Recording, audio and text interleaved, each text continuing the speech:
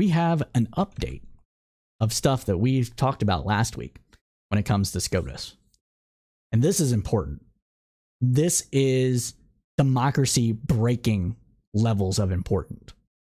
And I'm sure that even if you are to my right politically or to my left politically, I think this is something that everyone is going to agree on, that this is a problem. And of course, I'm talking about the ProPublica reporting that came out this week and last week, revolving around Clarence Thomas and his friend, Mr. Crow. I don't remember his first name right now, but we'll get into it. So let's talk about it now. As we reported last week, we don't have an opinion day from SCOTUS until tomorrow, April 14th, and there are no new SCOTUS blog updates as of today on any other case pending. We have just one item for this week's SCOTUS segment, and that concerns Justice Clarence Thomas. We reported last week on the relationship between Thomas and Republican mega donor Texas billionaire Harlan Crow, as reported by ProPublica.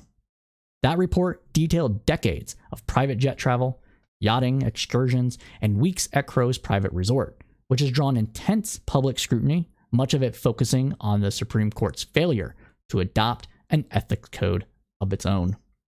Crow has dismissed the premise of the ProPublica reporting, saying that he and his wife have been close friends of both Clarence and Ginny Thomas for many years, and the shared travel and various luxury trips were simply a part of that friendship.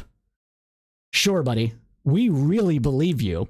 We believe that you were not trying to lobby a Supreme Court justice, because it was obvious that that's what you're doing.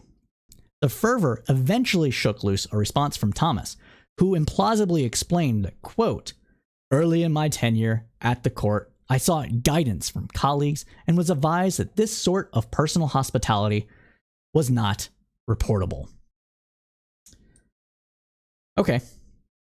As we reported on last week, that is not necessarily a good thing. Justices across the political spectrum have received free vacations, flights, speaking gigs, paid speaking gigs, etc. the entire time. This is an open secret of the court, and it seems like every 2 or 3 years, some new revelation about a Supreme Court justice flying out to the Cayman Islands or, on someone's yacht to Bermuda or something is shown, like drinking Mai Tais and, smoking good cigars at like a Heritage Foundation or Southern Poverty Law Center thing or what the fuck ever. And it needs to stop. If anything, the continuation of this lack of ethics that is coming out of the Supreme Court gives credence to the argument that there should not be lifetime appointments to the Supreme Court. This is so pernicious that it is just, it's really flabbergasting. It is really flabbergasting. So this is what I said on Twitter. The lifestyle of the rich and connected is one giant lobbying party. It's so ubiquitous that they can't see the perniciousness. And that rings true, ever true, every more day. Every day. It really does. Now, according to The Hill, Thomas's rationalization depends heavily on the meeting of this sort. 6 of the other then justices have passed away, but neither David Schroeder nor Anthony Kennedy has confirmed counseling Thomas that decades of lavish travel in the company of political operatives, which he had not yet indulged, would be exempt from future disclosures. And if we're going to be completely honest here, Clarence Thomas was great friends with Justice Scalia, Antonio Scalia. They were birds of a feather sticking together. They're very simpatico when it came to their view of the law and other things. And Scalia died at a private ranch in Texas. I don't think it was Crow, was it? Was it Crow?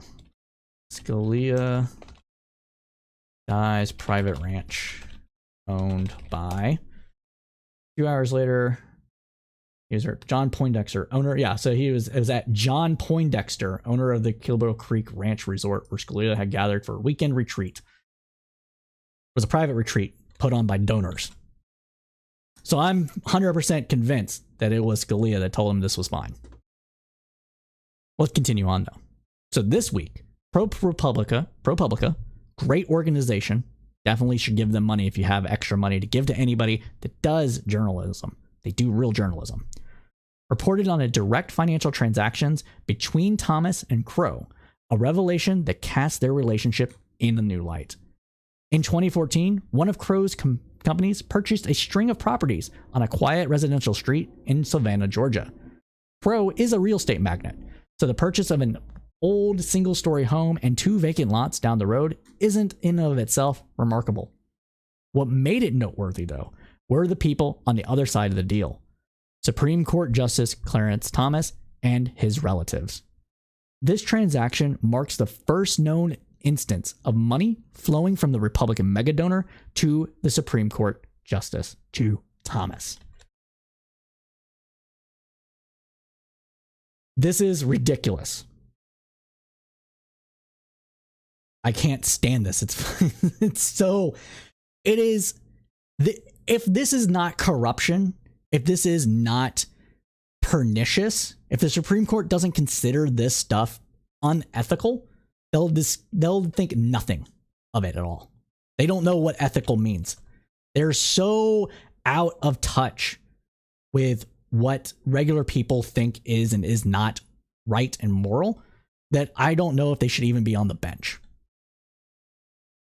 That's how bad this is. The Crow Company bought the properties for $133,000 and $133,363 from 3 owners: Thomas, his mother, and the family of Thomas's late brother, according to state tax documents and a deed dated October 15th of 2014, filed at the Chatham County Court. The purchase put Crow in an unusual position. He now owned the house where the justice's elderly mother was living. Not long after the sale was complete, contractors began to work on $36,000 worth of improvements on the old home. The renovations included a carport, a repaired roof, and a new fence and gates, according to city permit records and blueprints. We need to repeat here that his mother, Justice Clarence Thomas's mother, was still living on the property while these improvements and these general maintenance upkeep charges were being done. For its part, a federal disclosure law passed after Watergate requires justices and other officials to disclose the details of most real estate sales over $1,000. But Thomas never disclosed his sale of the Savannah property.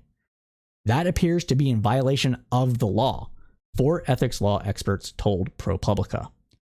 The disclosure from Thomas filed for the year also had a space to report the identity of the buyer in any private transaction, such as a real estate deal. This space was left blank. Quote, he needed to report his interest in the sale, said Virginia Cantor, a former government ethics lawyer, now at the watchdog group Crow. Given the role Crow has played in subsidizing the lifestyle of Thomas and his wife, you have to wonder if this was an effort to put cash in their pockets. Thomas did not respond to detailed questions for this story. In a statement, Crow said that he purchased Thomas's mother's home to preserve it for prosperity. Okay. Yeah, sure, buddy. Quote, my intention is to one day create a public museum at the Thomas home dedicated to telling the story of our nation's second black Supreme Court justice, he said. I approached the Thomas family about my desire to maintain this historic site so future generations could learn about the inspiring life of one of our greatest Americans. Yeah, okay. All right. Let's assume this is true. Let's assume that Crow is just a weirdo that really loved Thomas's life and purpose and really did want to erect a museum in his honor. Let's assume that's true. This would still be an ethics violation. This is still pernicious. This still breaks down trust in society. This should be illegal. Thomas got $133,000 from this deal. His mother was still living in the home. The home was then repaired. $36,000 of repair. So the total transaction for this deal was about $170,000, give or take $1,000. Okay. Directly to a Supreme Court justice. A Supreme Court justice that greatly cares about his legacy. While we cannot prove there was quid pro quo in any of this stuff, a general lack of care and attention to this shows how pernicious that it was. The fact that Thomas is a ideologue doesn't matter if he's being rewarded for being one. It creates the appearance of impropriety, and that in of itself is a problem for democracy, especially when justices to the Supreme Court serve lifetime appointments and they're politically appointed. And it makes it look like they're being rewarded for a job well done.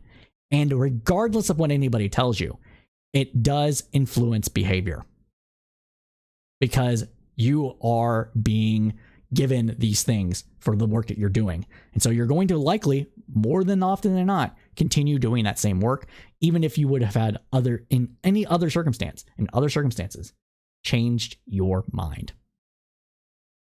I have not missed your questions, people. I just wanted to get that out there. So we have a question from Changebox at Twitch asking, any idea how much Supreme Court justices make a year? Well, let's go ahead and look it up. Supreme Court justice pay. I think it's in the hundreds of thousands of dollars a year. Yep. So Chief Justice of the Supreme Court earns $286,000 a year. An Associate Justice, everybody else, $274,000 a year. They're not hurting for money. There you go. So yeah, that is what we're seeing here. Yeah. Not only that though, all this, in his financial disclosure for that year, Thomas details everything from a stained glass medallion he received from Yale to a life insurance policy.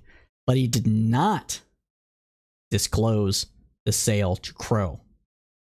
He didn't disclose it.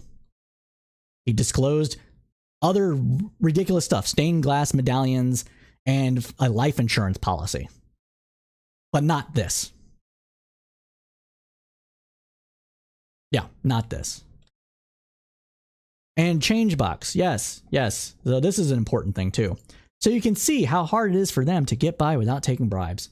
But Changebox, what do you mean? They're not given millions of dollars. So they're not getting rewarded for the work that they're actually doing. They are great men that need to be rewarded greatly by society. And a paltry $270,000 a year and all expenses paid to wherever you have to go. That's just not enough.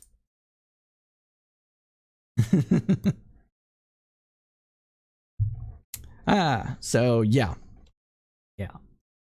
Let's see if there's any other comments about this before we wrap it up. Stop bad ethics. Yes, Steel Stargazer. That is what we are talking about. And that honestly summarizes this entire segment.